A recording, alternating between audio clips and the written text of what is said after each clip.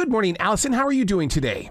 Good. How are you doing? Absolutely fantastic. You have become that person that is connected to travel. And I think that you're so important to all of us who want to be introverts and stay home and not really go anywhere but the grocery store. Oh, thank you so much. I can't imagine the time and energy that you put this book together because, my God, I mean, it's everywhere. It is the world.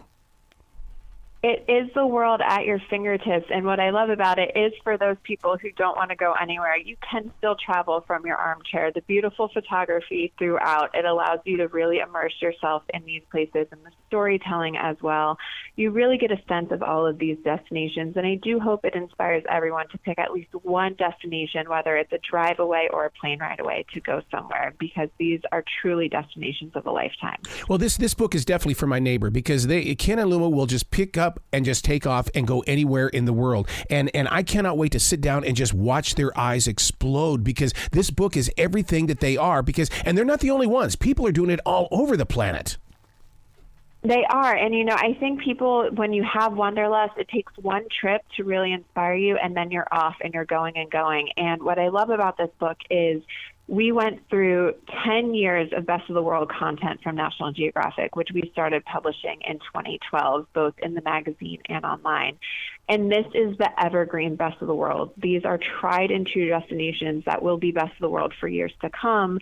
And so you don't have to get to them today to make sure you hit it in the right moment. You have a lifetime to make these bucket lists and to get there and to plan for these adventures. And I think truly you're going to find something for everyone within these pages. North Carolina is a major part of this book. I mean, you did some stuff on Asheville as well as Chapel Hill. And people that have never been there need to go there because, I mean, it really is an experience. They always call it the Hollywood of the East Coast. Yes, exactly. And, that's another favorite part about this book. When people think Best of the World, they think you have to go so far away from home. But you don't. Some stuff is right down the street. It's a drive, a train ride away. And Asheville and the University of North Carolina are two examples of that. Asheville is really up and coming as a destination. University of North Carolina, we put in our top 10 list of slam dunk college towns to get to in the United States, and I think it fits that bill perfectly. And so there's some surprises in there that I think would make people really stop and say, I didn't realize I can have a Best of the World experience so close to home. Yeah, one of the big shockers, I love the way that you broke it up into groups with the majestic nature escapes, the family getaways, the cultural hotspots. I like the way that you guys always do that. You break it up and put it in groups. Yeah, and I think the reason that has become so appealing is people travel for a very specific reason. Most people don't go, I just want to go to this place because it sounds cool. They want to go because they either want a really awesome wildlife experience or nature experience. They want to have the best food in the world.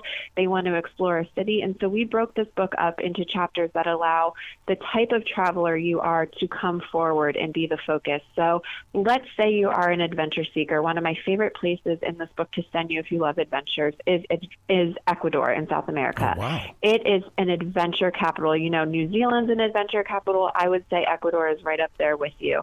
There's biodiversity. There's a cloud forest you can go to. You can have experiences in Ecuador's part of the Amazon. When I was in Ecuador, I went to a part of the country called Baños, and I did waterfall rappelling. I did mountain biking. I did zip lining. I did whitewater rafting. So if you're an adrenaline junkie, consider Ecuador on your list, along with those known spots like Costa Rica, like New Zealand, like Hawaii, because it can top that list too. So what does kite surfing do to your adrenaline? Kite surfing is a great one. We have kite surfing in Tarifa, Spain. It's a kite surfing capital.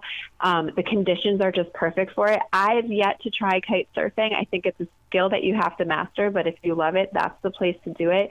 And if you've never done it or you don't want to try it, it's also just fun to watch from the shoreline. If you want to sit on the beach and watch the kite surfers, it's really beautiful to see. So many people go up to New York City to be on, to watch Broadway, to experience the big city life, or just to hear music at the big concert halls. But you give us a tour here that I've never heard of before, but it sounds so delicious. It's a foodie tour in New York. Yeah, New York is definitely a foodie capital of the world. And part of the reason it is because there's so many international cuisines that you can find authentically in New York City. New York City is a melting pot, so the restaurants really represent that. So this foodie tour takes you from dim sum in Chinatown to Michelin-starred restaurants around New York City. And I think that's a really great destination if you love to travel for food, which who doesn't love to travel for food and have an enjoyable experience while they're eating their way through a place. The book is so huge, and I want the less experienced traveler to understand that you guys at National Geo, you make it so easy with your tips for those that don't get around as often. Oh, thank you. Yeah, we really want to make sure people feel like it's not that hard to travel, that, start with baby steps. Like I said, take that first road trip somewhere to a different state, a different part of your own state with some of this.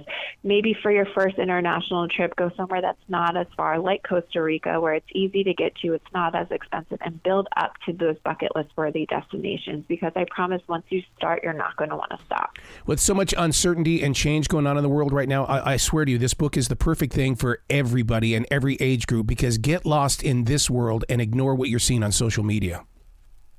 I agree with that. It's a really good anecdote to what's going on in the world right now, and it really highlights the beauty of the places around the world, as well as all the different cultures and traditions and people around the world. So I think it's a really beautiful testament to the beauty of the world around us. Even if you're not able to go, just flipping through these pages will inspire you and showcase how diverse and how gorgeous and breathtaking and unique our planet is. Absolutely. Please come back to this show anytime in the future, Allyson. The door is always going to be open for you. Oh, thank you so much, and thank you for having me. Well, you be brilliant today, okay? You too.